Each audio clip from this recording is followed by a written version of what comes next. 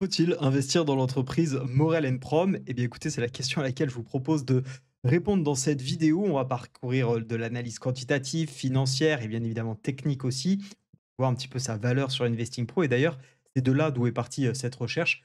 Que tout simplement, je parcourais mes différents screeners avec certains critères. J'ai une liste d'entreprises qui en est ressortie. Et puis, cette liste, je l'intègre eh bien, désormais à mon calculateur qui me permet, eh bien, en fonction des critères que j'ai choisis, avec un certain nombre de formules avancées que j'ai renseignées dans le Excel, et bien de me sortir une note. Et quand j'ai renseigné toutes ces entreprises, comme vous pouvez le voir, il y en a une notamment qui ressort avec une excellente note. Alors j'ai une note équipondérée et j'ai une note pondérée par mes critères. 17, c'est pas mal du tout, et c'était selon certains critères de base. Et cette entreprise, eh bien, c'est justement les établissements Morel Prom. Donc, on va parler de cette société. En fait, j'ai fait ce screener à partir de quelques critères parce que quand je cherche une entreprise, bien évidemment, c'est impossible que celle-ci coche tous les critères. Et en plus de ça, il y a certains critères, vous voyez peut-être en rouge ou en vert, que vous allez apercevoir ici, qui sont plus ou moins positifs ou plus ou moins négatifs en fonction du secteur. Donc, il faut toujours remettre dans son contexte. Donc, j'ai découvert, je connaissais un petit peu cette entreprise, mais j'ai décidé eh bien, d'en mener une analyse plus détaillée pour vous parce qu'avec une telle note, donc la question qui se pose, c'est de savoir si effectivement ça peut être intéressant d'investir dedans. Et vous allez voir, il y a des choses vraiment pertinentes sur celle-ci. Donc tout d'abord, eh bien, je vous propose une analyse globale de l'entreprise pour comprendre un petit peu ce qu'elle fait. Et puis ce qu'on fera, eh bien, c'est tout simplement voir ses ratios financiers, voir comment Investing Pro la quantifie, voir si effectivement c'est une bonne action ou non, faire une analyse également technique de celle-ci. Bref, on a de quoi faire et l'idée à la fin, eh bien, c'est de voir si ça peut être intéressant pour vous d'investir ou non. On va parler des risques, des avantages. C'est parti, je vous propose qu'on ne perde pas plus de temps. Et déjà, commençons déjà avec ce qu'il faut savoir sur eh bien, une entreprise comme Morel Prom. C'est tout d'abord eh bien, son activité. Qu'est-ce que fait Morel Prom? Alors, Morel Prom, ce qu'il faut savoir, c'est une entreprise qui est spécialisée dans l'exploration, la production et la commercialisation de pétrole et de gaz naturel. Alors, on s'échappe pas trop finalement de la dernière entreprise, en tout cas du secteur de l'entreprise que je vous ai présenté la dernière fois sur cette chaîne, à savoir Ruby. Je vous invite à aller voir cette entreprise si ça vous intéresse, cette analyse. Et effectivement, ici, on est un petit peu dans la même lignée, à savoir que Morel Prom, eh bien, comment elle gagne de l'argent? Eh bien, tout d'abord et principalement, j'ai même envie de dire, grâce à la production de pétrole, essentiellement au Gabon, Venezuela, Angola et au Nigeria, où d'ailleurs Morel Prom détient 20,46% de Seplat Énergie. Et je le notifie ici parce que ce qu'il faut avoir en tête, c'est que c'est pas directement lié à son activité qu'elle va générer de l'argent, en tout cas sur le Nigeria, mais plutôt grâce à ses investissements. Et ça a du rapport, bien évidemment, quand on étudie son bilan financier, ses comptes de résultats. Également, deuxième activité, c'est la production donc de gaz naturel, principalement cette fois-ci en Tanzanie, on va le voir un petit peu plus tard, avec des projets en Colombie. Et elle s'est également, comme Ruby d'ailleurs, orientée vers les énergies renouvelables avec des investissements récents dans le solaire avec le projet Kilembra Solar dont on reparlera également un petit peu plus tard. Donc pour bien comprendre et résumer ici, 4 points sur lesquels va reposer le modèle économique de Morel Prom. 1. La vente de pétrole brut. 2. La vente de gaz naturel. 3. Les dividendes qui sont perçus dans les participations de ces sociétés. Donc, je vous le disais, c'est Plate Energy au Nigeria par exemple. Et les investissements également dans l'énergie solaire. Alors, pour faire ce rapport, comme d'habitude, je me suis appuyé, enfin cette étude, je me suis appuyé sur les rapports de Morel Prom. Je peux vous présenter, vous voyez, je me suis vraiment cassé la tête pour vous à aller parcourir tout ce joli bazar, éplucher les comptes comment dire, de l'exercice 2024, les différents graphiques. Et d'ailleurs, il y a énormément de choses à faire. Je vous invite, quand vous vous intéressez dans une action, une entreprise, à vraiment aller parcourir ces rapports. Alors certes, ils sont toujours plutôt bien présentés et dans l'intérêt de l'investisseur, mais il y a énormément de choses que l'on peut découvrir, que l'on apprend aussi, hein. Je vais vous présenter deux trois termes que j'ai découverts dans le secteur très propre, eh bien, du pétrole. Alors certains que j'ai découverts, que j'ai revus, mais c'est toujours des choses qu'on découvre et c'est extrêmement intéressant et enrichissant, je trouve, cette approche d'aller mettre le nez justement dans ces rapports qui sont pas toujours si compliqués à comprendre, ce que beaucoup pensent. C'est bien moins difficile qu'un livre blanc de crypto-monnaie où j'y comprends là pour le coup absolument rien. Là, c'est assez facile à décrire. Alors après, quand l'activité est complexe, encore une fois, quand c'est trop complexe, moi je mets même pas le nez dedans parce que quand je comprends rien à l'activité, je la mets de côté et c'est déjà un marqueur qui fait que j'investirai pas dans cette entreprise. On a beau avoir une entreprise avec des super notes, si je ne comprends pas son activité, je fuis. Là, c'est relativement simple, hein, elle extrait du pétrole, elle le revend. A priori, il y a plus difficile comme activité. Alors au niveau justement, eh bien, de ses performances et surtout ce qui a bien fonctionné sur 2024, eh bien tout d'abord l'augmentation de sa production, puisque c'est le cœur de son métier. On a eu plus 29% de production, atteignant 36 222 BEPJ. Qu'est-ce que ça signifie? Eh bien, tout simplement, c'est le nombre de barils, extraits par jour et voilà, par exemple, des choses qu'on découvre quand on, parcourt des rapports d'entreprises qui sont, spécialisées dans le secteur du pétrole. Également, on a eu des réserves d'EP en hausse de, 34 pour atteindre 24, non pardon, 244 millions et bien, de barils. Alors pareil, qu'est-ce que ça signifie les réserves d'EP? C'est important, hein, d'aller chercher l'information puisque c'est le cœur de son activité. C'est tout simplement les réserves qui correspondent au volume estimé exploitable avec une probabilité de 50. Donc c'est une très bonne nouvelle pour le potentiel futur, bien évidemment, de Morel Prom puisqu'on a une hausse de ces réserves. Également, ce que j'ai pu observer au travers de ce rapport et ce qui a bien fonctionné sur l'année 2024, eh bien, c'est une augmentation de son free de cash flow et plus exactement de son excellent ratio d'efficacité.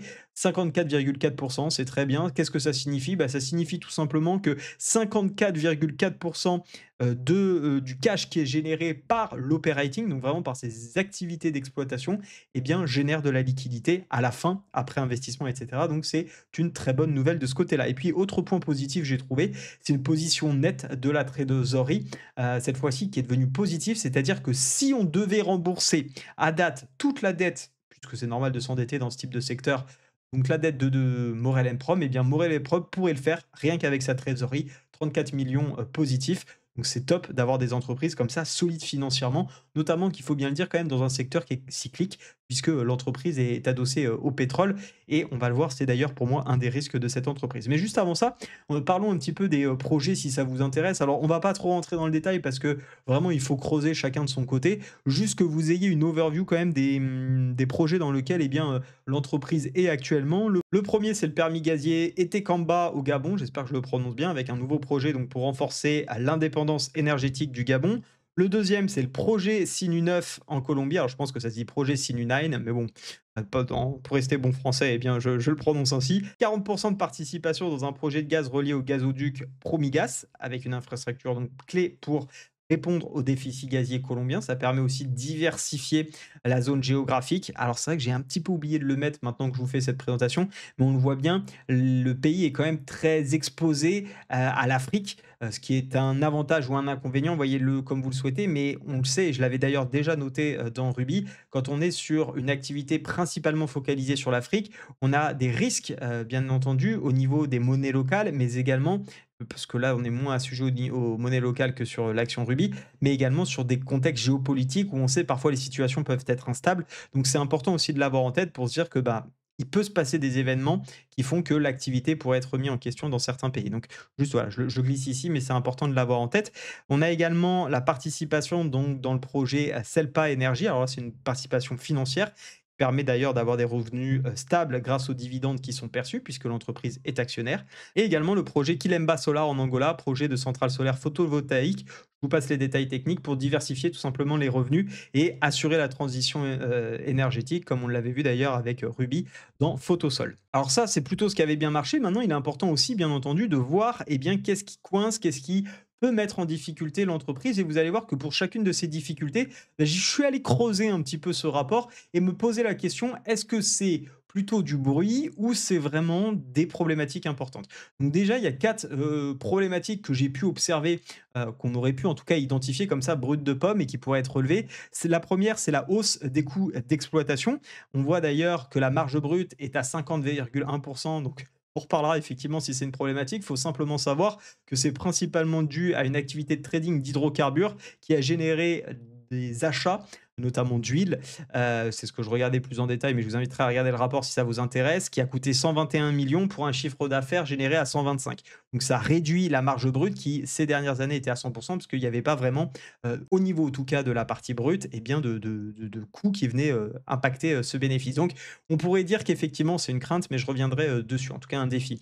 Deuxième point, c'est les charges financières, puisque eh bien, on a des frais d'intérêt nets malgré tout de 23 millions en 2024. Donc on peut se poser la question, hein, est-ce que c'est important ou non? Et on va répondre juste après. Troisième point, la forte dépendance au pétrole. 80% des revenus proviennent du pétrole. Donc comment on fait quand on a une entreprise qui est très exposée à une valeur, enfin, en tout cas une matière première qui peut donc avoir une activité cyclique, pour voir si c'est dangereux ou pas. Encore une fois, je vous apporte des solutions dans un instant. Et l'investissement coûteux, 141 millions de dollars, dont 123 millions pour le développement et 17 millions pour l'exploration, ce qui nécessite une gestion rigoureuse des ressources. Alors, à partir de tous ces défis et donc de ces sujets, je me suis posé des questions où je me suis plongé grâce à Investing Pro sur donc, et d'ailleurs les rapports financiers qui vous le donnent aussi, mais Investing Pro permet d'avoir tout de suite la vision sur cette data et de se poser la question. Par rapport à l'analyse financière et par rapport au fait effectivement qu'on ait une marge brute qui soit plus basse, est-ce que c'est si grave que ça? Une marge brute à 51,1%. Si toutes les entreprises dans lesquelles j'investis pouvaient avoir ce chiffre-là, croyez-moi, je serais super content. Donc oui, c'est en réduction par rapport aux années précédentes, mais pour moi, ça reste un chiffre qui est absolument génial, tout comme la marge EBITDA à 45,8. Une bonne marge à surveiller, bien évidemment, sur l'évolution, mais ça reste des niveaux qui sont absolument extraordinaires, tout comme d'ailleurs la marge d'exploitation qui a également forcément baissé puisque la marge brute a baissé. On a également une rando des capitaux investis, alors qui pourrait être mieux, mais ça reste intéressant dans une activité qui, comme je vous le disais, peut être cyclique. 10,3%, c'est quand même pas mal du tout. Et au niveau de la rentabilité du capital, on a un rendement de 20,1%. Et on reviendra d'ailleurs un petit peu plus tard sur les chiffres, notamment que j'ai relevés et qui m'intéressent, comme la rentabilité des capitaux des fonds propres. Et vous allez voir que c'est plutôt excellent. D'un point de vue, cette fois-ci, endettement, puisque je vous le disais, il y a 23 millions de frais d'intérêt en 2024, on peut se poser la question, est-ce que cette dette, elle est bonne ou pas? Et pour ça, il y a quelques indicateurs importants à regarder, notamment la dette totale sur fonds propres. Alors, je vais vous spoiler un peu, mais ici, elle est à 18,5%, ce qui est très très faible. Donc, ça veut dire qu'on a une dette qui est ultra bien maîtrisée par rapport aux fonds propres. Et on l'a vu, la trésorerie, enfin, ou la dette nette, voyez ça comme vous voulez, la dette nette est négative, la trésorerie nette est donc positive. Et donc, on a finalement une dette nette sur fonds propres qui est négative et ce qui est plutôt une très bonne chose. Je ne vous ai pas indiqué ici, mais ça fera partie des éléments qu'on regardera un petit peu plus tard. La dette totale et le capital total ici à 14%, donc encore une fois, très faible, en tout cas sous contrôle complet. Et on a un excellent niveau de trésorerie puisqu'on a 22,3% du capital total qui est disponible sous trésorerie. Donc voici des indicateurs qui ont tendance à rassurer les investisseurs d'un point de vue de la santé financière. Parlons maintenant des ratios de liquidité parce que forcément, quand on a des obligations financières, c'est important de savoir dans quelle mesure on peut bien, les assumer d'une certaine mesure et quelques ratios encore une fois importants à avoir en tête. Le ratio de trésorerie qui est de 1,3, le ratio de liquidité 1,3, ce qui indique bien tout simplement qu'on a une liquidité suffisante pour couvrir les dettes à court terme. Encore une fois, on l'avait vu déjà avec la trésorerie, j'ai presque envie de dire c'est presque pas utile de le mettre, mais bon, je sais que c'est des indicateurs qui plaisent, donc j'ai préféré vous le mettre sous les yeux. On a également le marqueur du flux de trésorerie disponible qui est très intéressant de ce point de vue-là, 7,3%, ce qui permet d'avoir un bon niveau de liquidité après des dépenses d'investissement. Tout simplement, ça veut dire que c'est ce qui nous reste une fois qu'on a réinvesti du capital dégagé grâce à l'operating et qu'on met donc dans l'investissement. Donc c'est vraiment satisfaisant d'avoir ce chiffre positif et également des investissements à hauteur de 141 millions et comme on l'avait dit, qui sont bien couverts par les flux opérationnels générés, comme on peut le voir au travers du chiffre précédent. Concernant la dépendance au pétrole, puisque c'est quand même un défi stratégique, là c'est un petit peu plus compliqué d'y voir des chiffres de ratio pour lutter contre ça. Pour moi, c'est un des freins qui pourrait, je dis bien un des freins qui pourrait m'empêcher en tout cas d'investir dans cette entreprise, dans le sens où si on n'a pas envie d'être trop exposé à un secteur particulier ou une matière première, et notamment le pétrole, eh bien je pense qu'effectivement quand on a 80% des revenus d'une entreprise qui dépendent de cette activité du pétrole, forcément ça peut jouer et ça va dépendre énormément aussi du prix de celui-ci. Si le prix augmente du pétrole, et d'ailleurs on le verra, il est assez bas actuellement, en tout cas on est sur un gros support historique, ça peut effectivement être prolifique pour Maurel & Prom. Si maintenant le pétrole se casse un petit peu la binette avec notamment une projection économique qui pourrait se contracter avec un marché américain actuellement qui est assez faible, on pourrait effectivement peut-être ne pas avoir tant d'opportunités que ça. Mais encore une fois, les fondamentaux pour l'instant sont très bons et donc même si on devait contracter un petit peu, je ne pense pas que ça serait catastrophique pour l'entreprise. Maintenant, si on résume un petit peu ce qu'on vient de voir, les points forts, c'est qu'on a une très bonne rentabilité opérationnelle, on a très peu de dettes, en tout cas par rapport aux fonds propres, et même de manière générale, elle est extrêmement bien gérée. Ça génère énormément de trésorerie, donc c'est des points qui sont importants. Et du côté des points faibles, cette fois-ci, on a une dépendance importante au pétrole. Pour moi, c'est vraiment le frein. On a une baisse de la marge brute, mais est-ce que vraiment il faut plutôt la surveiller plutôt que de dire que c'est un point faible? C'est juste pour essayer d'avoir 4 points face à face que j'ai mis ça pour être tout à fait transparent. Investissement en renouvelable encore trop limité, seulement 5% des revenus. Donc c'est vrai que si on veut être dans les énergies renouvelables, bah, c'est pourtant pour le coup un point faible dans cette entreprise et on est bien évidemment, exposé, je l'ai juste mis ici, je vous avais parlé un petit peu plus tôt dans les projets, qu'on est sur des, régions géopolitiques qui peuvent effectivement amener, de la tension si jamais il y a quoi que ce soit qui se passe bien entendu. Ce qui m'intéresse maintenant, c'est de parcourir avec vous la fiche entreprise, qui est pour moi, c'est les meilleures fiches entreprises qu'on peut avoir sur le marché, de Investing Pro. Je vous rappelle qu'Investing Pro, c'est un outil qui vous permet facilement et bien de voir les potentiels haussiers et on voit qu'il y a d'ailleurs 30,6 de potentiel haussier selon les modèles. Il y a 8 modèles de valorisation sur Morel Prom. C'est extrêmement pertinent parce que ça veut dire qu'on a un fort potentiel de gain. On ira voir le graphique juste après. Sur 10 ans, c'est une entreprise qui n'a pas très bien performé. Elle a même d'ailleurs plutôt chuté, mais on voit quand même que sur les dernières années, c'est un petit peu mieux. Sur 5 ans, on a fait 305%. Donc on voit quand même que sur les dernières années, on a quand même eu un renouveau. Alors après, sur là, on va vraiment sur trop court terme, 3 mois, c'est pas très intéressant. Sur un an, on est à 5%, mais 305, on a fait x4 sur 5 ans. Donc c'est quand même plutôt pas mal. Et on est dans une belle dynamique depuis les 5 dernières années haussières, contrairement à 10 ans où l'entreprise avait été très forte. Il s'est passé d'autres choses précédemment, mais les fondamentaux sont revenus. Et d'ailleurs, on le voit au travers de la note attribuée de Investing Pro.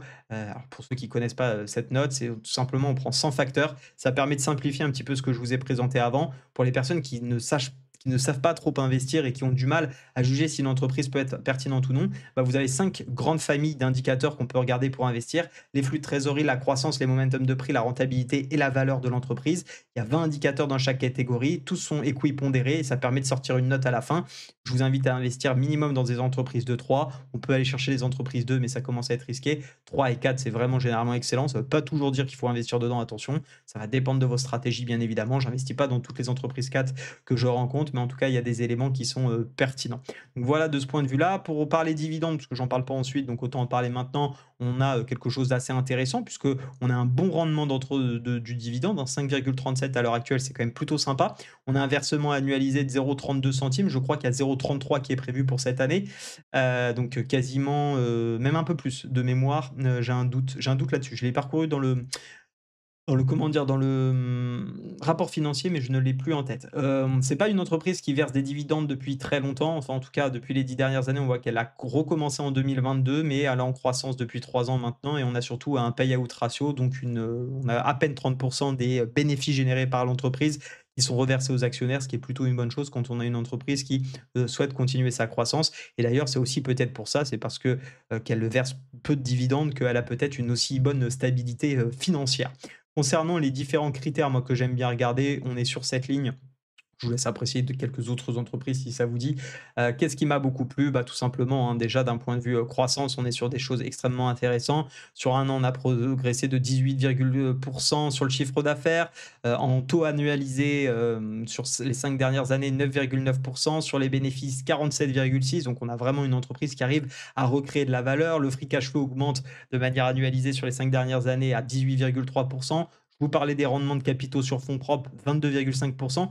Faut savoir que tous ces éléments, c'est pas moi qui les invente, hein, pardon, je fais un petit parallèle. C'est simplement que je les ai extraits de Investing Pro pour les mettre dans mon simulateur et pouvoir me permettre d'avoir une note. Mais ça, c'est tout simplement des choses que vous pouvez créer avec votre watchlist, hein, on aurait pu le regarder ici. Vous voyez, vous allez avoir exactement les mêmes éléments à ce niveau-là. Je vous parlais des rendements sur capitaux propres, on les retrouve ici, 22,5.